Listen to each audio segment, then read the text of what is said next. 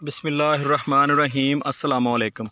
दोस्तों, जब हम एक तरह की सब्ज़ियां खा खा के तंग आ चुके होते हैं, उकता चुके होते हैं, तो हमें कुछ ऐसी सब्ज़ियों की ज़रूरत होती है जो बेमौसमी होती हैं, लेकिन जायका उनका बिल्कुल मौसम वाली सब्ज़ियों की तरह होता है।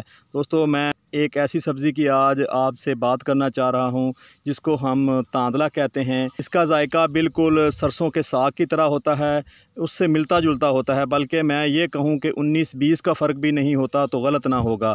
दोस्तों, ये गर्मियों की प्रोडक्ट है, ये गर्मियों में ग्रो होता है। आज मैं यहाँ से तांदला तोड़ूंगा तो इसके पत्ते कुछ इस तरह के होते हैं। ये टूटने में भी बिल्कुल सरसों के साग की तरह ही टूटता है।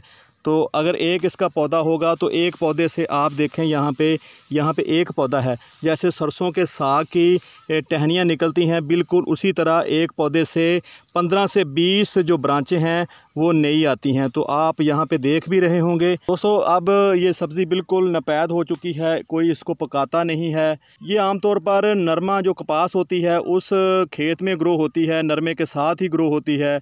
इस तांदला की सब्ज़ी को हमारी जो दादी अम्मी होती थी वो पकाया करती थी, वो अब नहीं रही, तो ये सब्ज़ी भी उसी तरह से नपैद होती जा रही है। बहुत कम लोग हैं जो इस सब्ज़ी को पकाते हैं या जानते हैं। इसको दोस्तों तांदला बोलते हैं।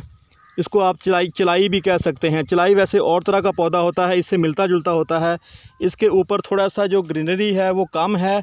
जो चलाई होती है उसका रंग थोड़ा सा गहरा ग्रीन होता है। इसका रंग आपको थोड़ा सा ब्राउन सा नज़र आ रहा होगा, जबकि चलाई का जो कलर होता है वो गहरा ग्रीन कलर होता है।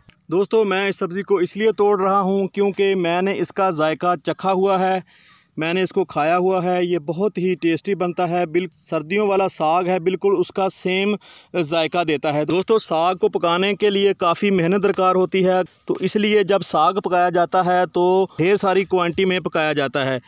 यहाँ पे एक पौधा मिला है मुझे जिसकी काफ़ी सारी ब्रांचें हैं, तो यहाँ से मुझे लगता है 15 से 20 टहनियाँ तांदले की मिल सकती हैं। दोस्तों, हमारे इलाके में ख़ासकर पंजाब में हम इसे तांदला बोलते हैं।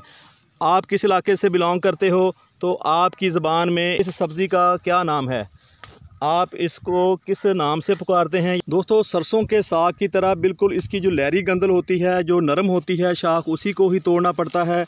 अगर आप इसकी जो हार्ड ब्रांच को तोड़ेंगे या इसको पकाएंगे तो उसका इतना जायका भी नहीं होगा और ना ही वो इतनी जल्दी गलेगी।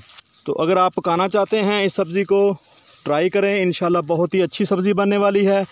आप कहेंगे कि हम भूले ही रहे। दोस्तों, जो शहर में लोग रहते हैं उनकी एज तकरीबन 40 साल के करीब है, वो तो शायद इस पौधे को जानते हों। जो लोग अभी भी गांव में रहते हैं, जिनकी एज तकरीबन 15 से 20 साल है, उन्होंने लाजमी इस पौधे को ट्राई किया होगा।